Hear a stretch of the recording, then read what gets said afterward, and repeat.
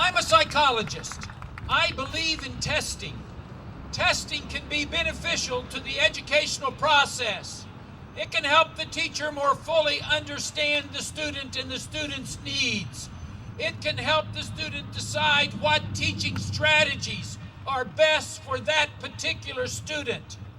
But the way tests are used today in this state and across our nation, the way they are being mandated by the No Child Left Behind, I believe is abusive to students. I want to share with you a real experience that I've had as a member of the House of Representatives. It happened this spring. A woman called my office and she said, I just wanted to share my concerns. She said, I want to tell you a little bit about my family. My husband died a few years ago. My son was killed in an accident not long ago, and my daughter and I make up our current family.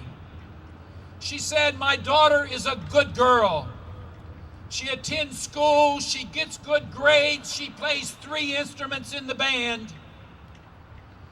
And she came home the other day and she fell apart because she had been told because she missed passing the math proficiency test by 1 point that she would not be allowed to graduate with her classmates. And she said, my daughter was crushed.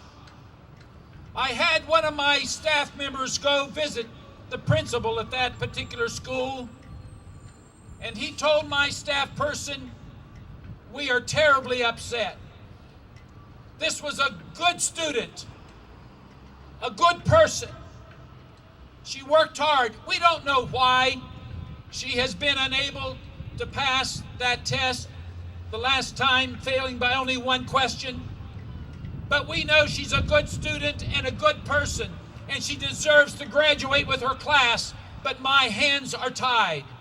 Anytime we approach a child or a teacher with that kind of unreasonable, unfair, irrational mandate, it is abusive to that child.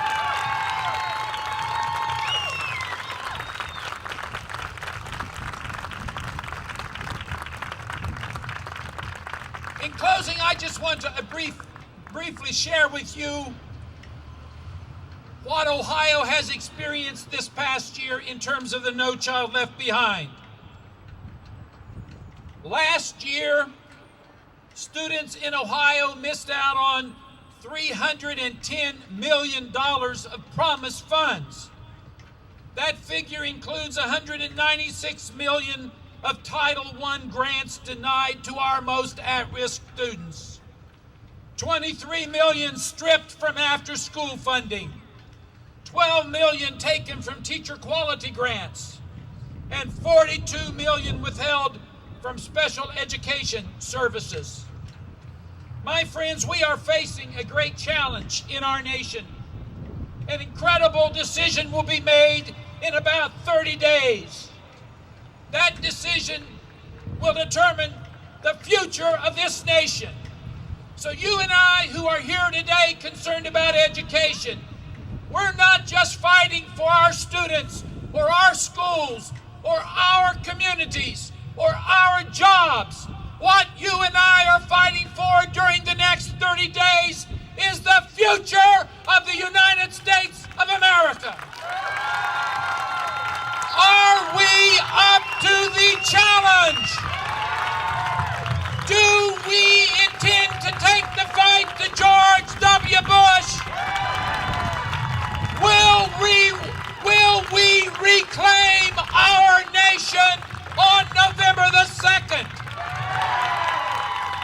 Thank you very much, and now it is my great pleasure to turn this over to 2 people who really matter, 2 really wonderful, wonderful students.